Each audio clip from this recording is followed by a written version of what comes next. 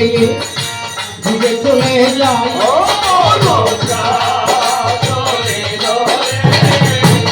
মুখেতে বিশ্বকর্মার গৃহ দেখতে পাই।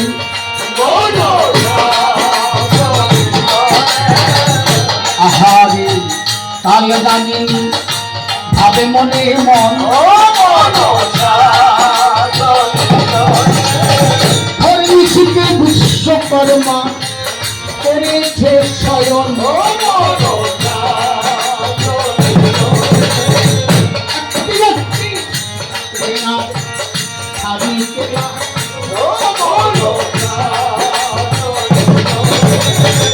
বিশ্বকর্মার গৃহখানা নাগে ছাইয়া ফেলিল।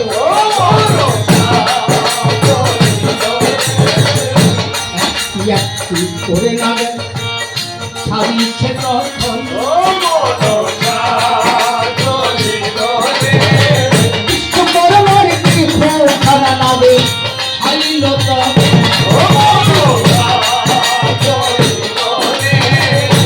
আহারে কালদাগিনী ভাবে বলে মন, বিশ্বকর্মাকে ভিসে ভিসে আজ মারিব এখন।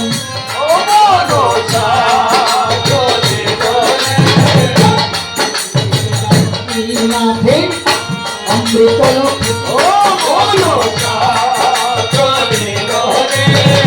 বিশ্বকর্মার গৃহে কথা বলি সবাই বলেন বলছে।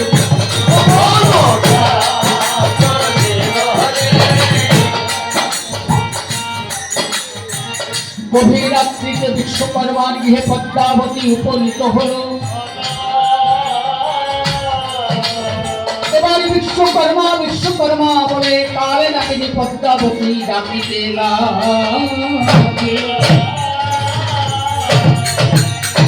বিশ্বকর্মা বলছে, কে তুমি? এই ভদ্রনীতি নারী। রাত্রিকালে কোন পুরুষের কাছে কোন নারী বলে, নারী নয়, আমি দেবী। সে দেখো বিশ্বকর্মা ঘুম ভেঙে দুটি নয়নমণি মেলে আমার প্রতি লক্ষ্য করো হই এখন। বিশ্বকর্মা, আজ থেকে যাদের সঙ্গে যুদ্ধ শেষ, তোমার সঙ্গে যুদ্ধ সূচনা হইল এখন। বিশ্বকর্মা পরজোরে বলছে, মা পদ্মাবতী, তুমি তো বড় প্রধান্বিতা নারী, তোমা আমার ঘরে এসেছো কেন? কেন এসেছো মা? আমি তোমার কাছে কি অপরাধ করেছি? বলে, তুমি অপরাধ করনি করতে যাচ্ছ। বলে, কেন? বলে, সাতালি পর্ব থেকে লোহার বছর করে এসেছে জন।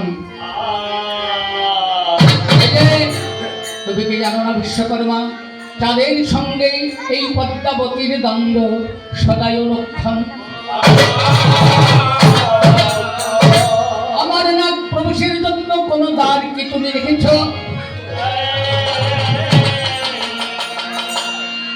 বিশ্বকর্মা বলে, দেবী করি নিবেদন। এই যে সজ্জন সাধুজন কখনো কাউকে ঠকাতে পারে না। আমি কি করি? একটি লোহার বাসরে একটি ছিদ্র রাখতে পারি বলো, তাহলে কি আমার সাধুত্ব থাকবে বলো? আমি তার সঙ্গে কি বলছে, কেন রাখুনি? বলে, মা তুমি কি বলেছ আমার? তুমি যদি বলতে তা না হয়ে রাখতাম। পদ্মা দেবী বলে, বিশ্বকর্মা করি নিবেদন। এই একটি ভাগে গিয়ে তুমি লোহার বাসর ঘরে চিত্র কাটিবে এখন। মায়ের চরণে প্রণাম করে বিশ্বকর্মা তখনই সাতালি পর্বতে চলিল। সাতালি পর্বত ঘুরে ঘুরে আজ বিশ্বকর্মা লোহার বাসরে কোন দ্বারে ছিদ্র কাটলেন? হ্যাঁ, কোন দ্বারে কেটেছেন গো? দক্ষিণ দ্বার। এই দক্ষিণ দ্বারের কথা শোনো সাধুজন। মানব দেহের নবদার হীরা পিঙ্গলা সুষন্নার গতাগতি এই বাতাস সাহায্যে কাল নাগিনী সদা করো হে গমন।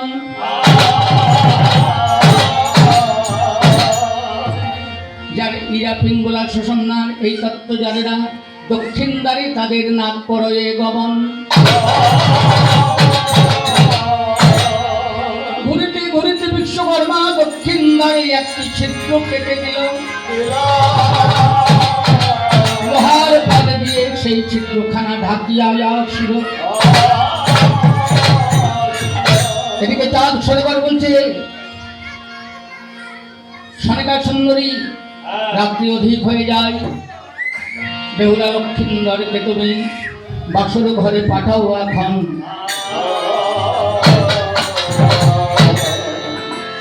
মনের আনন্দে বক্ষে ধারণ করে কোলে ধারণ করে নিজের কন্যা জ্ঞানে আজ মা বেহুলা সুন্দরী নাবালিকা কন্যাকে বক্ষে তুলে ধরেছি।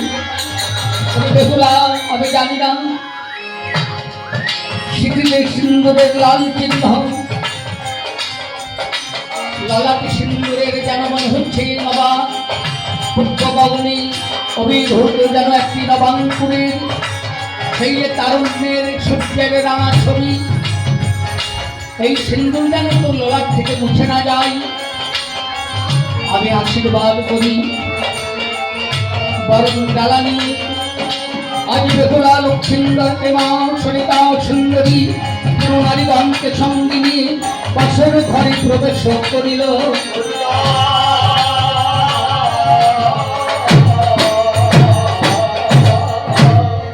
যখন বাসর ঘরে রেখে এলো একটি ঘিটের পরিপর্যলন করে সুবাসিত ঝাড়ি ভরি সুবর্ণের ঝাড়ি ভরি সুবাসিত জল পূর্ণ করি কিছু দুগ্ধ রেখে মা বেহুলাকে বুকে জড়িয়ে বলছে, করি বেহুলা সারা নিশি তুমি পতি দেবতার করিবে সেবন। আজকে রজনী নারী জাতির কাল রাত্রি, আজকে রাত্রি নারীর কাল রাত্রি ভাবিও এখন তখন দেবতার আত্মভোগের বশীভূত হইয়া পতি দেবতার সম্ভোগে লিপ্ত না করিবে। বাসর ঘরে কৃষ্ণ কথার মধ্য দিয়ে রজনী যাপন করিবে। তাহলে দক্ষিণদ্বার তোমার নিজের কাল নাগিনী বশ হইয়া যাবে। সারা জীবন পতির চরণ সেবনে কবে বেহুলা তুমি আত্মনিবেদন করিয়া চলিবে। ঘরে খারা আপনা আপনি বন্ধ হয়ে গেল। এদিকে ধীরে ধীরে রজনী অধিক হচ্ছে। মা কাল নাগিনী বিশহরী মা পদ্মাবতী চোখের জলে বক্ষ প্রান্ত করছে। নিত্য বলছে, দিদি ও দিদি এমন করে কাঁদছিস কেন বল? বলছে, নিত্যরে যদিও জাতিতে আমি নারী কাল নাগিনী দংশনী আমার একমাত্র কার্য, তবু তো জাতিতে আমি মা। আমিও তো একটি পুত্র সন্তান জন্ম দিয়েছিলাম, তার হস্তে চিরদিনের মতো বিভাগী হয়েছে, সন্ন্যাসী হয়ে ঘর ছাড়া হলো। ওরে নিত্য কেমন করি আমি মায়ের বক্ষ খালি করি, সতীনারী বেহুলা সুন্দরী বক্ষ খালি করি, তার প্রতি জীবন আমি হরণ করিব।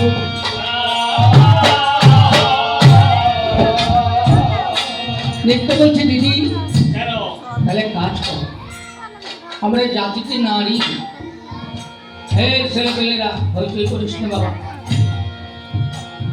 তাই বলছে, দিদি এক কাজ কর, শেষের মতো তাদের কাছে অনুরোধ কর, যদি সেই সোনারূপকে চাঁদ সদাগর তোর পাইয়ে একটি ফুল ফেলে দেয়,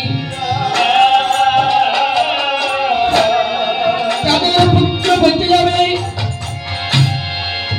বেহুলা শিকির সিঁদুর বলে থাকবে, তাদের ঘর আনন্দের হয়ে থাকবে, কোনো দুঃখ থাকবে না, তোর পূজার উপায় হইবে নিশ্চয়। এবার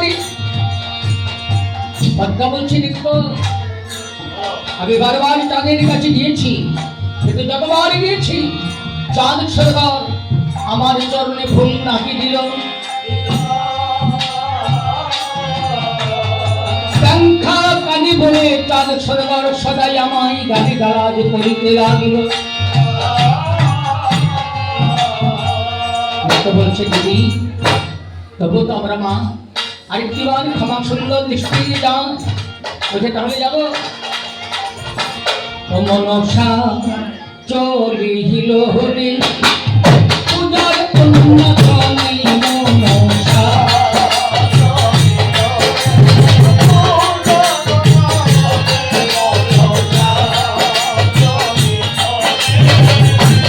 মাদাই কাপড় থেকে মনসা চলছে তখন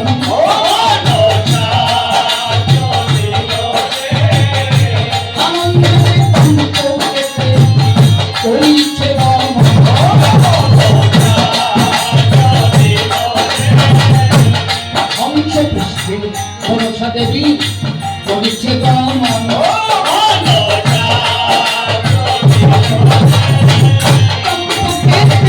সেই মনসা দিল দর্শন। সবাই ভক্তায় চাঁদের সদাগর স্বজনের ছিল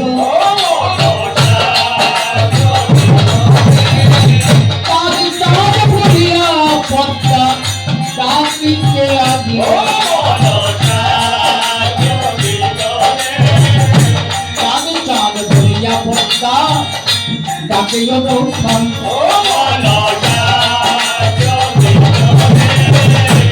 ভাবিয়া চাঁদ রাখে পদ্মা সর্বমুখী করণ। সন্ধানে দেখছি সমুদ্রের পদ্মাবতী। বলছে কে কে তুমি? বলে দেখতেই পাচ্ছ আমি তোমার মা পদ্মাবতী। বলে পদ্মাবতী লজ্জা বলে যেন তোমার কিছু নেই, উপায় অন্ত বুঝি পাচ্ছ না। সাতালি পর্বতে আমি লোহার বাসর করেছি সৃজন। পদ্মাবতী তোমার ফনায় যদি বিষ থাকে তুমি একবারে ঝেড়ে দাও, তোমার ওই মহাবিশেষ শক্তি তাদের কিছু না করিবে। কৃপা শিরে থাকলে ওগো পদ্মাবতী তোমার ওই বিষ আমি জল পরিবেশন করি।